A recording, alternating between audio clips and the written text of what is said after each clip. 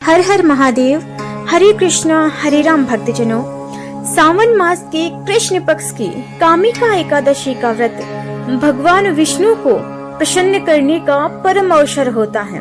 परंतु यह व्रत तभी पूर्ण माना जाता है जब द्वादशी तिथि के दिन पारण विधि को उचित मुहूर्त में पूर्ण श्रद्धा के साथ किया जाए।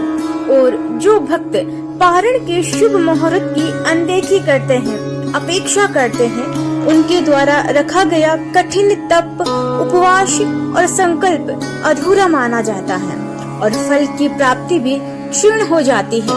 इसीलिए द्वादशी तिथि के दिन प्रातः काल ब्रह्म मुहूर्त में स्नान करके भगवान विष्णु के चरणों में व्रत का समर्पण करें और विधि विधान से अपने द्वारा रखे गए व्रत का समस्त पुण्य भगवान को अर्पण करें।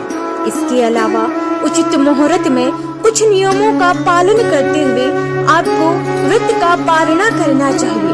हर बार हर पक्ष की एकादशी में भगवान को एक विशेष प्रकार का भोग अर्पित किया जाता है और एकादशी के दिन तुलसी जी में जल नहीं चढ़ाया जाता, लेकिन द्वादशी तिथि को तुलसी जी में जल अर्पित करने के बाद धूप दीप जलाकर तुलसी माता को भोग प्रसाद अर्पित करके 3 बार परिक्रमा करने के बाद तुलसी चालीसा का पाठ और तुलसी माता की कथा भी अवश्य सुननी चाहिए, क्योंकि चातुर्मास के समय में जो भक्त श्रद्धा से भगवान विष्णु के साथ साथ माता तुलसी की पूजा करते हैं, उन्हें रखे गए हर व्रत का फल जल्दी प्राप्त होता है।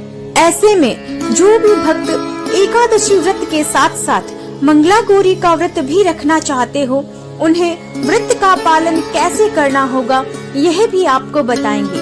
पहले जान लेते हैं कि इस दिन में मुहूर्त के बारे में। तो 22 जुलाई मंगलवार को ब्रह्म मुहूर्त सुबह 4:21 से 5:09 तक रहेगा।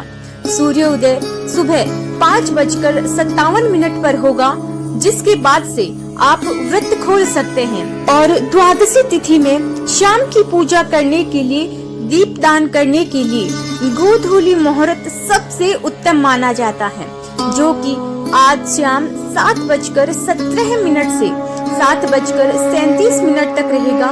राहु काल दोपहर 3 बजे से 4:30 तक रहेगा। अब जानते हैं हरिवासर के समय के बारे में, क्योंकि एकादशी व्रत रखने वाले भक्तों को भूलकर भी हरिवासर के समय में व्रत नहीं खोलना चाहिए। इस समय में आप पूजा कर सकते हैं और हरिवासर का जो समय है, इस बार 21 जुलाई सोमवार को, यानी जिस दिन एकादशी का व्रत रखा जाएगा, उसी दिन दोपहर 3 बजे तक समाप्त हो जाएगा। और इस बार कामिका एकादशी व्रत खोलने का, पारण करने का शुभ मुहूर्त रहेगा 22 जुलाई दिन मंगलवार को सुबह 5:35 से 7:05 तक। ध्यान रखिएगा, द्वादशी तिथि इस दिन 7:05 तक ही है। इसके बाद से त्रयोदशी तिथि प्रारंभ हो जाएगी। इसीलिए आपको शुभ मुहूर्त के अंदर अंदर ही व्रत का पारण करना होगा। एकादशी उपवास की तरह बिल्कुल उसी श्रद्धा विश्वास के साथ द्वादशी तिथि के दिन प्रातः काल ब्रह्म मुहूर्त में स्नान करके भगवान विष्णु के चरणों में व्रत का समर्पण करें।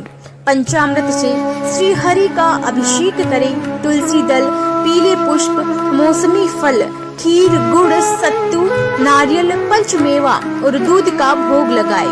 श्री विष्णु सहस्त्र नाम, श्री विष्णु चालीसा पाठ या भागवत गीता का 12वां अध्याय का पाठ करें और तुलसी जी की पूजा भी अवश्य करें। पारण करने से पहले यह प्रार्थना अवश्य करें, हे भगवान विष्णु, हे लक्ष्मी नारायण भगवान, मैंने जो भी व्रत, तप, जप, ध्यान, सेवा और त्याग किया है, वह सब आपकी कृपा से संभव हुआ। कृपया मेरे इस प्रयास को अपने चरणों में स्वीकार करें।